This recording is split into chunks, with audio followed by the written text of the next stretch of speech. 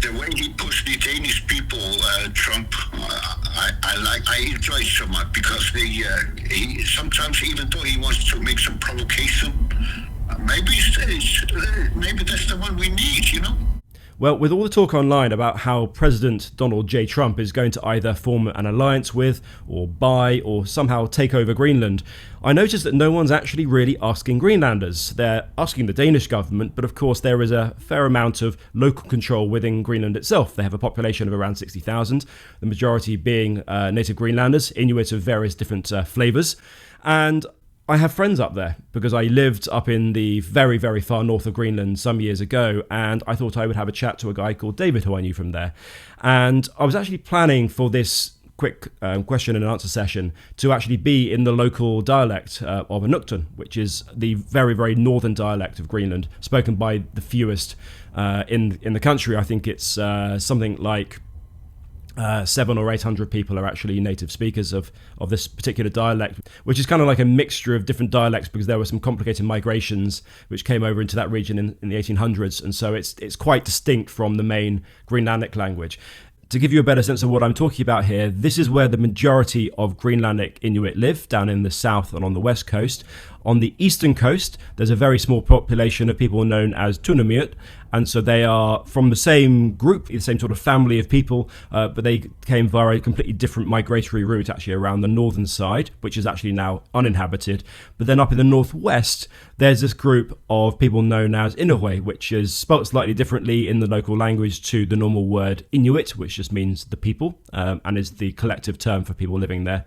And it's quite geographically isolated from the rest of the country, even though this was the method, this was the route via which all Greenlandic Inuit arrived originally from Canada, but actually they decided that the south made a lot more sense, apart from this lot, the tough guys up north, and they live amongst now, I think it's 4 villages. There were a few more originally, but they've started to congregate in the largest village, which is Qaanaaq. Anyway, the plan was for the chat to actually be in Inughuit, but I noticed when I was living up there that amongst the very, very few who did speak any English at all, there were a handful who spoke it pretty functionally, and David was amongst those. And I was still thinking, though, it might be easier for him to have this conversation where he could use his full vocabulary in his native language. English, I think, must be his 4th language. But no, it turns out that his English has come on in leaps and bounds. It's phenomenal, really. So I've actually decided it would be easier for us to have a to and fro in English, which it's lazy on my part. But he's so eloquent in English that I thought we'd just leave it in its current format. Anyhow, see what you think. This is the opinion of an actual Greenlander from up in the north. 2, 3, okay. And I'll now call David. David, hi, how are you? Hey, how are you? I'm fine. I'm very, very good. Yes, we're here in. I'm here in London.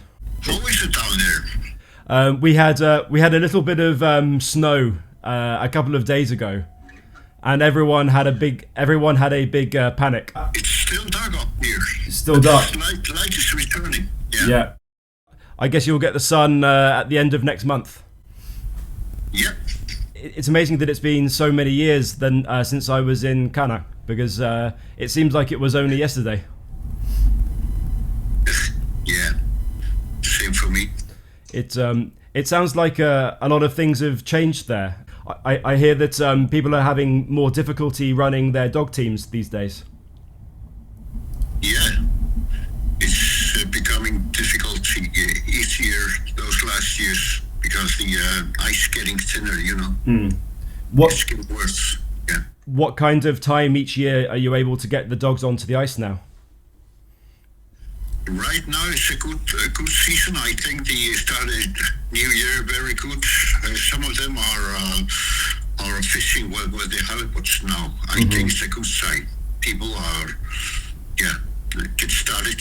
It's like a New Year's good opportunity to hunt as much as you like. People have picked up some of the license for polar bears and walruses, and you know, I think it's very good. And people are able to get to Sierra Paluk. Yeah. Also into the fjord. Okay, perfect. Because I think when I was up, the ice was good by early December. It was already good by then. and getting thick. I was interested, as so many people are interested, about the fact that Greenland is now in the news everywhere in the world. Donald Trump has been saying some interesting things, and I was wondering about how those comments are sitting in your community about his ideas and claims that perhaps Greenland could even become part of the US or get closer and closer to the USA. How are people feeling about that? Yeah, for me personally, I always had a good positive point of view from the Donald Trump. He is the only sitting president that mentioning Greenland directly without came up with the excuses or something. Make it sound like it is not interesting. So in that kind of way, I think. I'm not against Donald Trump, even though he can be a rough man or can be a mean sometimes. But if you see it as I think it gives a good positive. He makes it Greenland so interesting. Mm-hmm. What sort of change do you hope might happen? I just answered an article in the Danish newspaper because from the Danish point of view, we have had so many negative talking about Greenlanders in our country that we want to be independent from Denmark.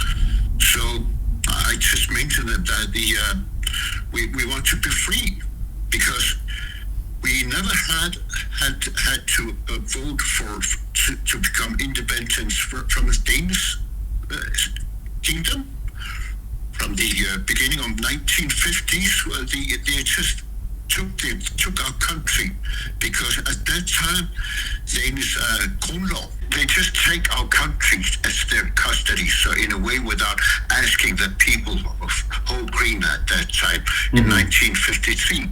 So at that year, there was a big changes. People were being moved from Qujaukitsoq to here into Qaanaaq at that time.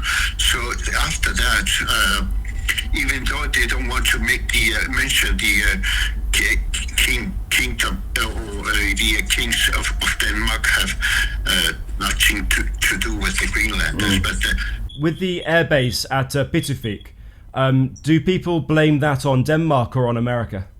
I honestly don't know so much about it, but I know there have been a court.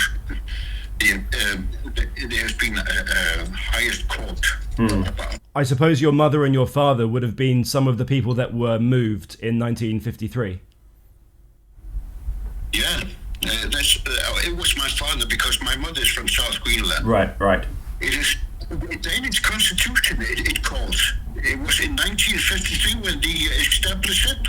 The people were then moved from Uummannaq to our village up here. So that movement of the settlement, that's the thing that drives the frustration and the anger still against the Danish, do you think? Yeah, I because people are still hunting up here. So the best hunting area was the Uummannaq, Dundas, where they lived. There's still a lot of hunting animals over there, so they picked up the best place in order to survive. So in a way, we have never had an ordinary debate about this. Been in a court, and my father was stand for it, but of course they lost in that case because the Danish state cannot become a loser in those cases. So if the case should be restarted, it should have been in the human rights. How do you call that, courts in European? There, I really think my father could have won. And is there a difference of opinion from the small villages compared to the big towns? Do people feel differently in the big city compared to the smaller villages? And villages around Qaanaaq, so in the north? Do people feel differently to the Americans and the Danish in different parts of Greenland? No. But ever since there have been a reform of the municipality order in our Greenland since 2009, people are just began to move to bigger places because the way of people, it should be cheaper to live there, according to Qaanaaq. Mm-hmm. So people are just starting to move bigger places. Even though we get a new airport in 2001, according to that time, people are reducing. They're just moving up. If you're looking at that you are frustrated with the relationship that you have with the Danish, are you more keen to create a better relationship with Inuit in North America, so the Canadian Inuit? Do you feel closer to them than you feel to Denmark? Yeah, exactly. Just like 2 days ago, I have had a conversation with a man who lived at the Qujaukitsoq, and he told me that we will probably have more closer connection if we established or now belong to the United States, because people are still live on the other side in Canada, Inughuit, in those places. So in a way, maybe we can become more stronger and have our everyday living much more easier. The way he mentioned it. So I only can agree with it, because ever since the ways are now running, the way that the people are having hard to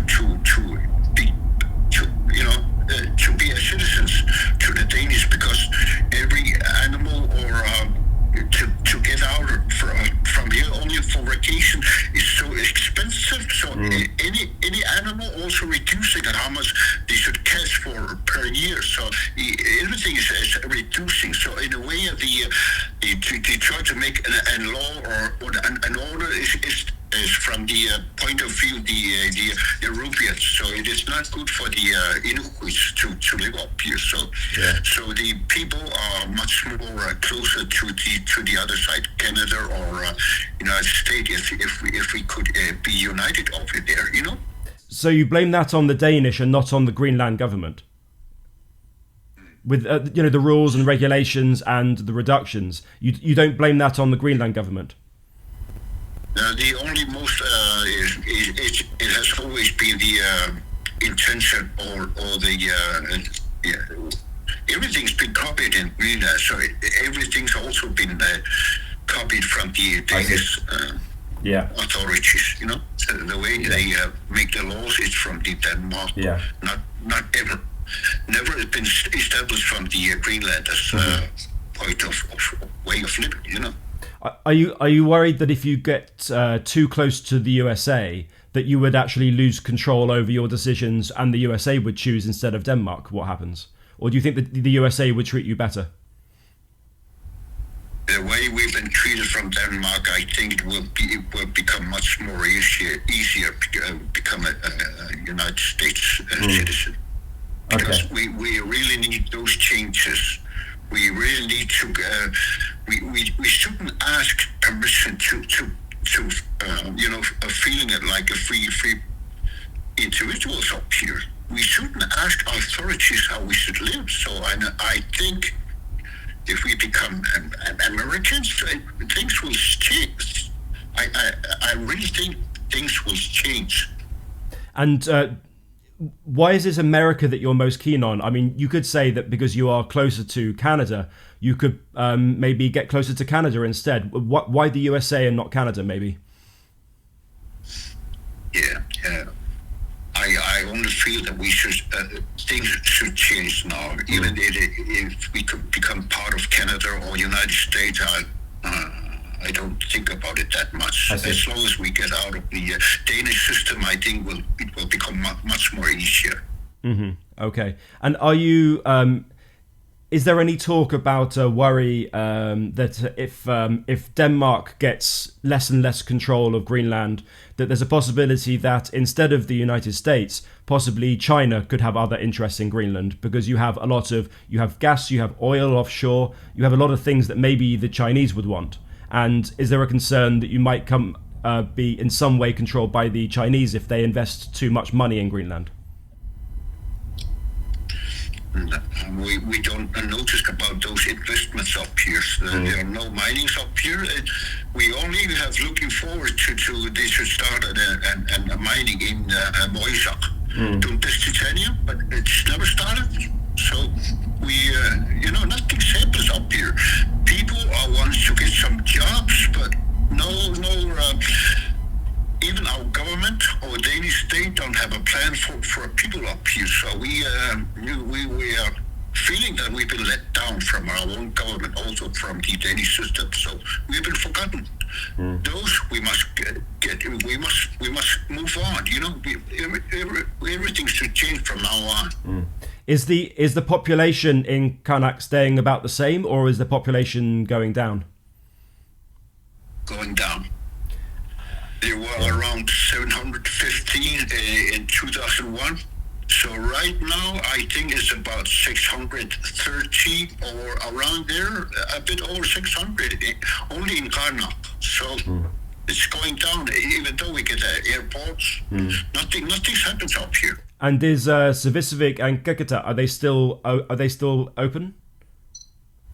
Yeah. There are around 30 people in there. So about 14, 50 in Sjoapaluk in Savissivik, around there. So okay, and there are still families on Qujaukitsoq. Yeah, they're still on the same boat. Yeah, they're still there. Okay, perfect. Okay, yeah. I mean, that's been really, really helpful. I was just trying to make sure that I could get the viewpoint from someone who is really there, because if you're looking at the news all over Europe, all over America, Greenland is being mentioned again and again and again, but I noticed no one is asking Greenlandic people, and it's crazy. So I wanted to have a direct opportunity for you to say what you think, because it's very frustrating when people talk about you but not actually ask you the question. Yeah, we are frustrated. Nothing's happening up here. People feel that they've been forgotten. We need some changes. I think the only way it can change is, to become another citizenship. Not the Danish, because we really need changes up here. Would you rather become a citizen of another country, or would you rather just Greenland becomes its own nation on its own? We want to rule ourselves, but we need changes up here. Of course, we want to, but the circumstances are making this so difficult. There are no mining, so another state maybe should enter, so the way everything can start in a positive way. Yeah. One final question on Donald Trump himself. You said earlier that you understand that he says some very silly things, and he may not be a great man. What is it about him as a man that you think you could trust, or that you want to be involved with? What is it about him that you like? He's a businessman. He can start business. He can run the work. He's not like other politicians that he wants to have a good. He should listen about people's. How do you call that? Opinion. So he knows how to run business. That's why I like it. He's a different politician according to the old ones. Yeah, understood. You notice that the Greenlandic part of the Danish royal crest has become larger now. Have you seen that? Yeah. The polar bear is now larger. Yeah, the way he puts the Danish people, Trump, I enjoy it so much, because he sometimes, even though he wants to make some provocation, maybe that's the one we need. Nothing's happening until every time he shows up, something positive happens to Greenland. So I like it this way. Every time he comes up, it's a good thing for us. And one more question, which is not about Donald Trump. How is the language doing in the north? Are you able, as a community, to hold on to Inughuit as a language, or is there too much of Qaanaaq? Is that not encroaching too much upon the community? We are used to have our own language. I don't think that there's any danger we should lose it. So perfect. Thank you so much, David. I really, really appreciate it. It's been really kind. And yes, I will do my very, very best to come up and visit one time, because I tried in 2021, but then you closed the border. Yeah. You know where to find us, Alex? You might get come into my office. Yeah. You're welcome. You know where to find us. Yeah, absolutely. I will do that. Yeah. Really, really good to catch up. Thank you, David. Yeah, thank you. Okay. Have a good winter. Yeah, you do. Bye-bye. Bye-bye. I thought that I would leave that discussion as it is, but I will follow up with my thoughts and my reflections.